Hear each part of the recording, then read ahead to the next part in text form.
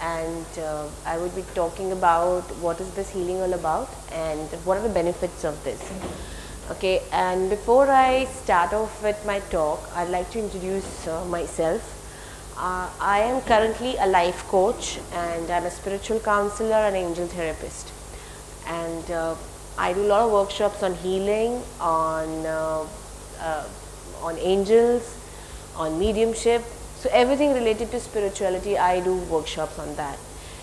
And I was never into this field before 2 years, and I've been an ex-banker, so I've had 10 years of banking experience. And after that, something happened in my life which made me choose this field. Doesn't it sound strange that somebody who's been into banking just comes into something like this? Yeah, it is so different. It has absolutely no connection. So what do you think would have prompted me to take up this as my profession?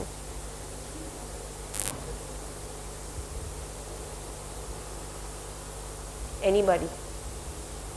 From a secure job, a good job, a well-paid job, coming into, I'm not saying this is not well-paid or this is not good, but why would somebody want to come into this when we are... Pardon? Yes, it is currently giving me a lot of job satisfaction. I don't feel as if I'm working. Yes, I am independent. I don't report to anybody. I report to myself. Right?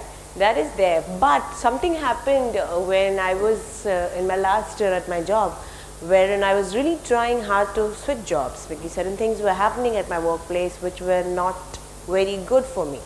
And I tried everything in the book. I tried to get my CVs across to different places. Things would just not happen.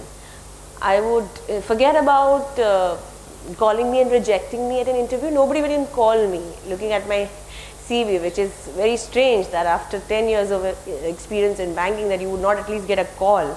But that's how it was. And that time I was going through a phase where I was questioning my faith. What is happening with me? Is God there and is He listening to me? Why am I not getting what I think is best for me? So that's when, I went to a friend's place and somebody gifted me an angel.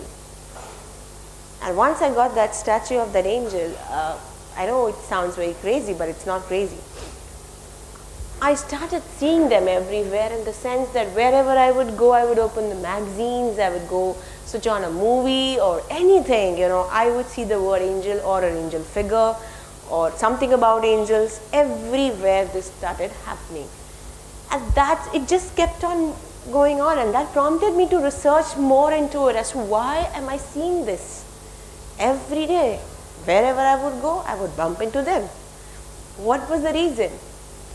And that's when, I heard through a common friend that my mentor, Mr. Charles Virtue, he is a well-known spiritual counselor from USA.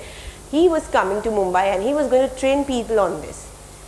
And I said, it's fine to go for 2 days relaxation to be good, spiritual workshop is good for you. But I never thought that if I would go there, it would change my life. Believe me, there were no seats left when I called them up, and I just told them what was happening with me, and the lady in charge decided to give it to me that point in time. She said, no, I'll give this seat to you. And when I went there and I saw and I trained myself over there, I felt I was home, that this is what I was looking for and this is what my soul purpose was. Life purpose has to be in alignment with your soul purpose. When you are doing something which is what your soul wants you to do, life becomes wonderful. So I really don't believe that to earn an X amount of income or to get certain lifestyle, you should be forced to do things which you don't enjoy doing.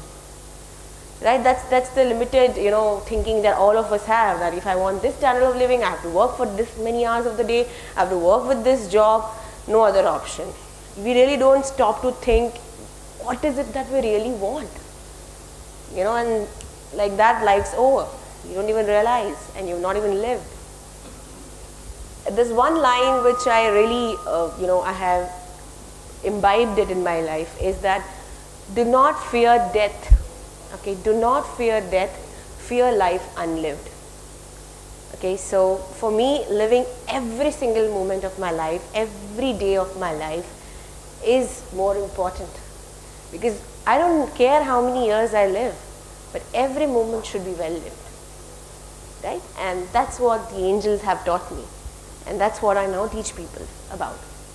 Okay, so coming back to angels, you guys must have heard about angels. Who do you think angels are?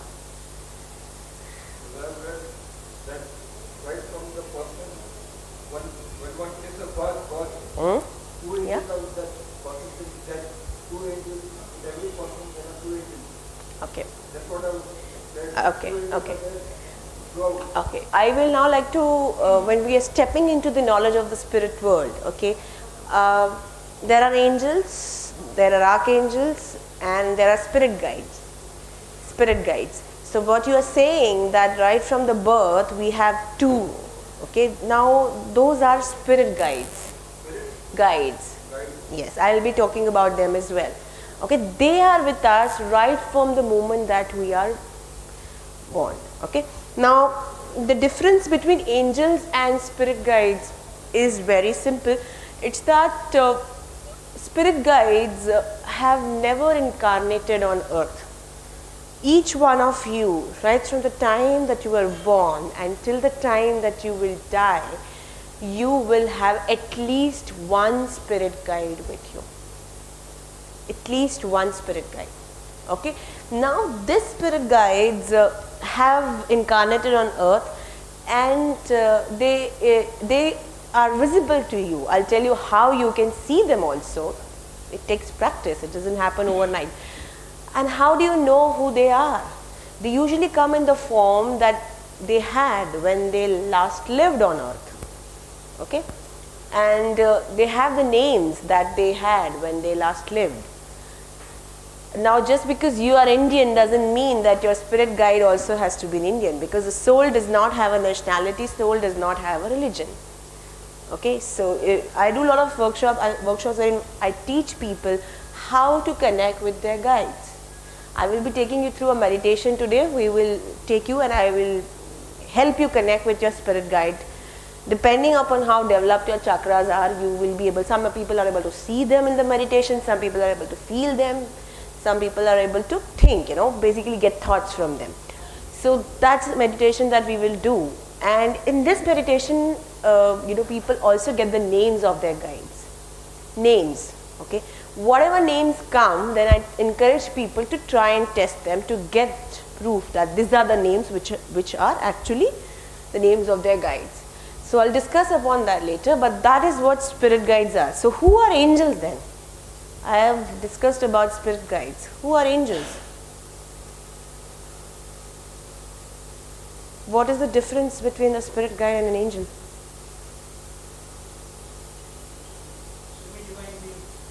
Semi-divine? No. They're divine, but not semi-divine. In fact, they're more powerful than the spirit guides.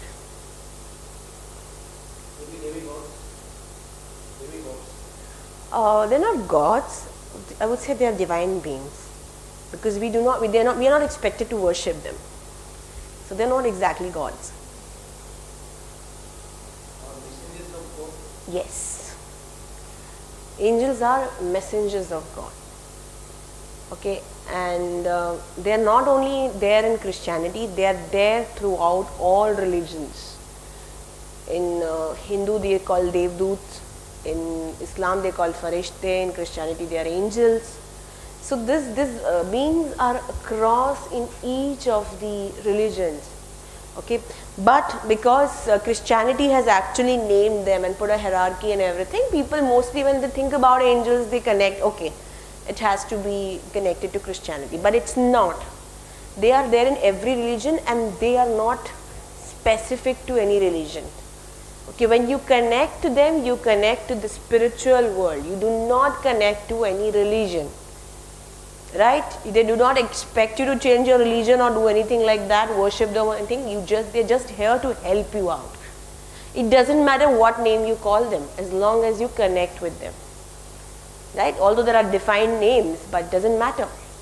What you connect with is the energy. and not the name or the religion that we have associated them with. Okay, and the difference, fundamental difference between angels and spirit guides is that they have never incarnated on earth like spirit guides. They have taken at least one birth, but angels have never taken any birth. They are pure forms of light, and they are extremely divine beings, and they are there to help in our life, and they are extremely powerful. In fact, when we have issues in our lives, our spirit guides who are extremely emotional about us. See, the difference again between angels and spirit guides is that spirit guides are exclusive to you. Your spirit guide will only be assigned to you. Okay, I'm not going to share my spirit guide with you. Okay, whereas angels, they are there, so they are for everybody. The spirit guides are only the ones who are assigned to you, right? So now when I'm saying that angels are there to help, tell me one thing. Can angels help us if we do not ask them for help?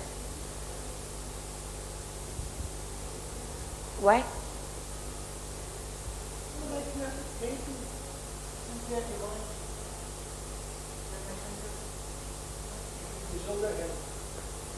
Let me clarify one thing. When lots of people in my workshops and my seminars, they ask me, do I have to be qualified to connect with angels? What do you think? You think yes? No, I'm asking this time. Yes? How should I be qualified? I want to connect with the angel. How should I be qualified? Pardon? Okay. Anybody else?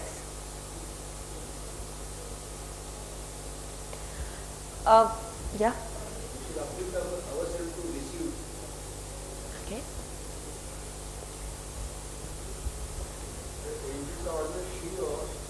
They do not have any gender. They typically don't have any genders, but in Christianity they have been classified as male, female. But typically as their light forms, they do not have genders. They are just source of energy. They don't have genders. So, if you are not qualified, don't get to connect with angels, right? I would say it's wrong. You don't need any qualifications to connect with angels, because they do not judge us based on our karmic records, what we have done and what we haven't done. They are there to help us. Of course, we will pay for our good or take benefits of our good and bad.